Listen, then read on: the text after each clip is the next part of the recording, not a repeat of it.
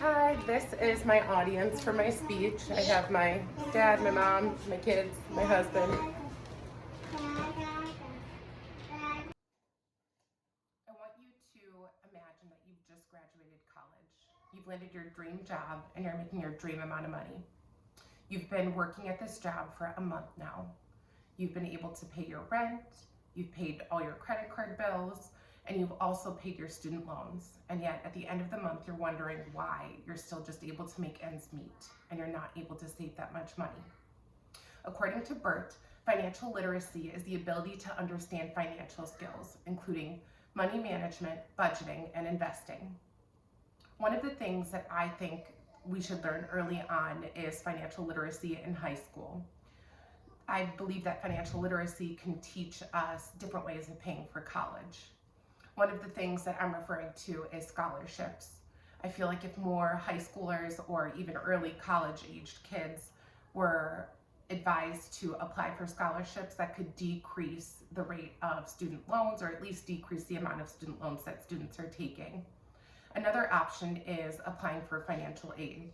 I know that not every student will qualify for this, but some students will be able to get grants that you do not have to pay back. Another option for paying for college is saving during high school.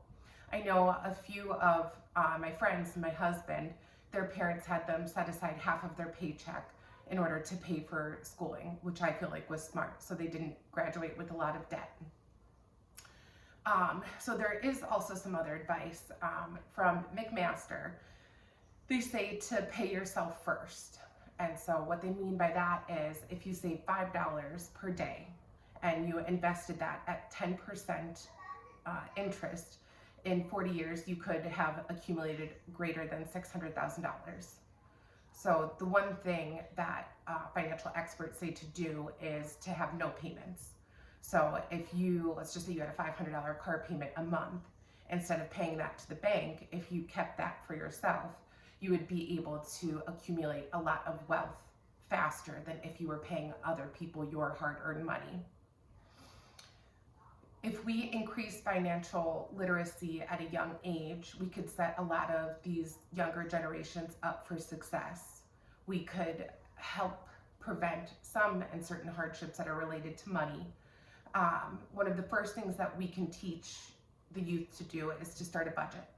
So if you map out your monthly earnings and what you have to spend every month, including groceries and just other odds and ends. I know in high school and probably early college, you're not going to have a lot of expenses, but just to get in that habit of practicing making a budget is crucial.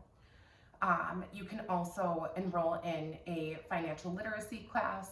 I know a lot of high schools in my area are offering that and mandating that as a requirement for graduation, which I think is so fantastic.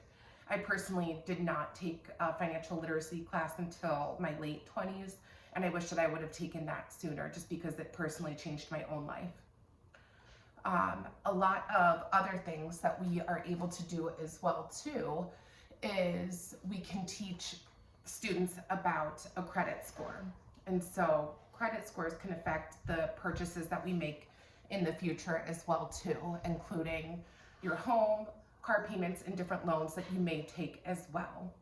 And credit score is not going to necessarily be super important if you plan on paying cash for everything, but it still is important, and it's a really good concept to learn. According to McMaster, learning finances in the home is a really important next step that you can do.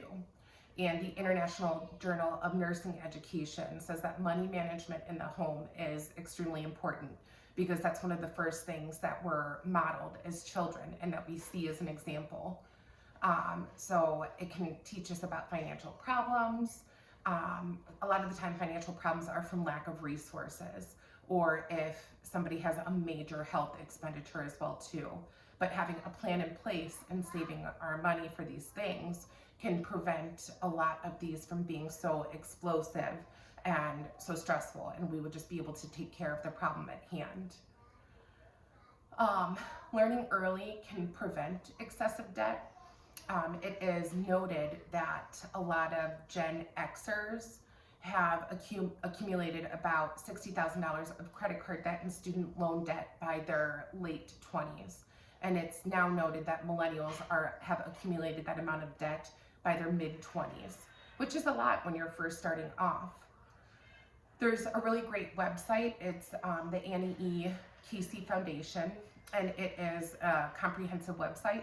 It teaches foundations for helping young people about money management. It teaches them about financial stability, about building assets, and achieving their personal goals. One really important thing that a lot of the younger generation doesn't think about is saving. Saving for your future, saving for retirement. There is a lot of compounded interest to take into consideration. So they say that it's super laid out that if you save your first hour of work each day, that you will accumulate a pretty good amount of wealth. And then the other thing that comes with being financially stable is financial freedom. So when we really think about our goals and what we want in life, it will help you to pursue a lot of your dreams. So in conclusion, I personally think that teaching financial literacy at a young age is essential. I think that teaching budgeting, how to operate a checking account, a savings account, money management, and investing skills are vital in helping the next generation become successful and how to learn to successfully handle their money. I also think that financial literacy should start in the home at a very young age. We can teach even our 5-year-olds about spending, saving, and giving. Another really great resource out there is Dave Ramsey. He is a huge advocate for financial freedom. And financial freedom, not that money makes us happy, but the feeling that financial freedom gives us is feelings of empowerment, feelings of not having to be so stressed out if there is a huge emergency, such as a medical emergency, or if your HVAC breaks or anything like that, you'll just be able to handle that efficiently. And so I'm a personal believer in that, and I really appreciate your time. Thank you so much.